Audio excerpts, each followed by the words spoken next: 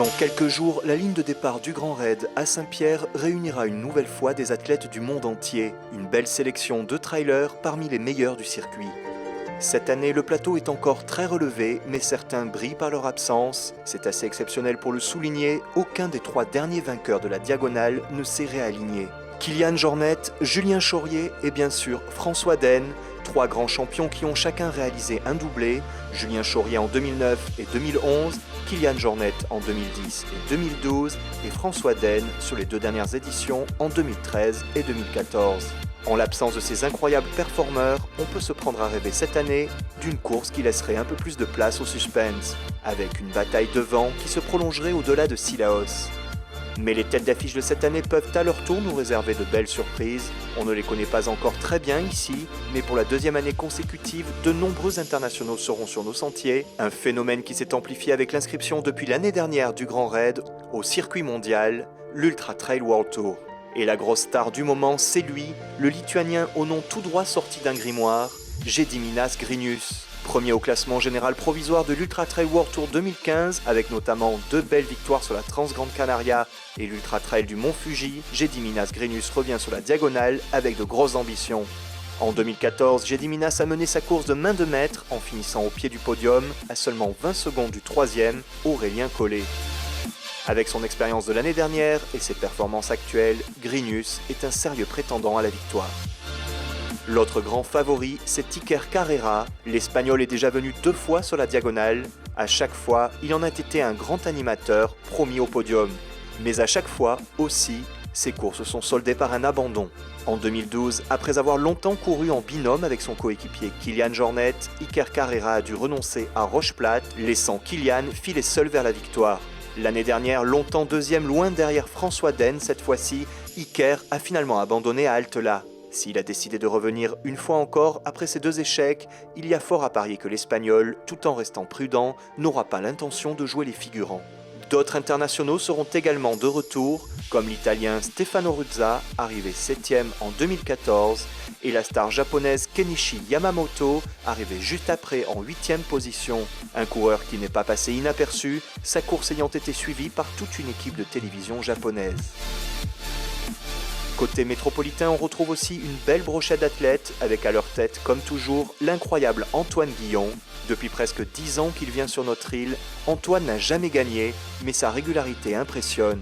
Cette fois dans le top 5 de la course, avec 2 secondes places derrière Jornet en 2012 et Chaurier en 2011, il n'y a que l'année dernière qu'il a failli, en arrivant tout de même à la 12e position. Antoine Guillon reste l'un des athlètes actuels les plus réguliers au palmarès impressionnant. Actuellement 2e au classement général de l'Ultra Trail World Tour, il sera une fois de plus parmi les grands favoris. Il emmène avec lui ses coéquipiers Vincent Delebarre et Cyril Cointre, 4e du circuit mondial. Notons aussi le retour d'Éric Claverie, 4e en 2012 et 17e au classement mondial, de David Pasquio, 5e en 2013 ou encore les frères Camus. Côté féminine, peu de pointure internationale comparée aux 2 dernières éditions, c'est avec les Françaises que l'affiche se gonfle. Au contraire de chez les hommes, les 2 dernières grandes championnes de la Diagonale seront bien de la partie. Nathalie Mauclair revient en effet pour la 3e fois consécutive après ses 2 belles victoires. La Française a à chaque fois survolé la course avec le sourire. La Diagonale, elle l'apprécie et elle lui rend bien. Actuellement 8e au classement mondial, Nathalie Mauclair fait partie bien sûr des grandes favorites de cette édition et pourrait être la première athlète à réaliser un triplé consécutif historique. L'autre championne de la Diagonale, c'est elle, Émilie Lecomte, qui a remporté la course en 2012 en intégrant le top 10, revient elle aussi. Notons la présence également de Caroline Chavereau, 2e au classement mondial. N'oublions pas bien sûr nos espoirs pays avec en premier lieu Freddy Thévenin. Incroyable 2e en 2013 derrière François Den, Freddy Thévenin a été contraint à l'abandon en 2014 à la Plaine des Merles, victime d'une entorse. Depuis 2 ans, Freddy Thévenin court régulièrement sur le circuit mondial et acquiert une grosse expérience. Actuellement 12e au classement général, il représente les plus grands espoirs de la Réunion. Pascal Blanc aussi fait partie des coureurs les plus expérimentés au palmarès régulier. 3e en 2013, 2e en 2011, 4e en 2010, on sait tout ce dont ce grand monsieur du trail est capable.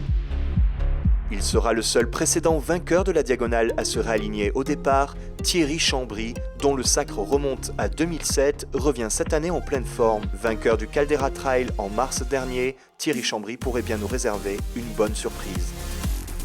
Il faudra aussi être très attentif à Yannick Seri. Le sextuple vainqueur du Trail de Bourbon, excusez du peu, s'essaye enfin cette année sur la diagonale. Très discret cette saison, le coureur pays peut marquer un grand coup, mais son manque d'expérience des longs formats et des courses hors de la Réunion est un handicap. C'est sur le plan stratégique que Yannick risque le plus. On retrouve aussi chez les hommes Gilles C. Félicité, Fabrice Armand ou encore Eddy Myrtal. Chez les féminines, enfin, elle n'a jamais gagné, mais elle est la plus régulière des coureuses pays de ces dernières années. 4e en 2014, 3e en 2013 et en 2011, Christine Bénard remplira une fois de plus. Son grand retour très médiatisé l'année dernière s'était mal passé pour elle. Blessée avant de prendre le départ, Marcel Puy avait dû abandonner à Domaine Vidotte. Cette année, la quintuple vainqueur de la diagonale est restée très discrète, mais elle s'alignera bien au départ de la course. Notons aussi la présence de Cécile Simon, 4e féminine en 2013, d'Alexandra Klein et de Claire Baudis.